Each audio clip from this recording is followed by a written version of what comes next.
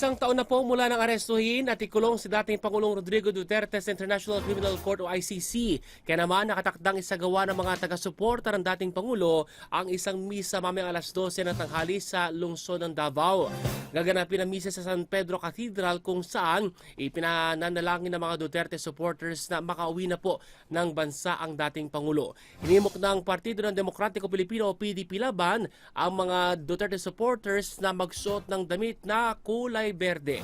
Bukod sa mga misa, magsasagawa rin po ng protesta ang mga taga-suporta ng dating Pangulo ngayong araw sa liwasang Bonifacio alauna ng hapon kasabay ng paggunita ng isang taon mula nang siya ay arestuhin.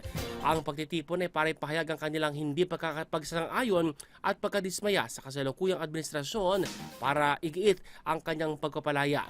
Ang misa at protesta ay kasunod din ng nagwakas na confirmation of charges hearing laban sa dating Pangulo na umaharap sa 3 counts ng murder at attempted murder na may kaugnayan sa crimes against humanity.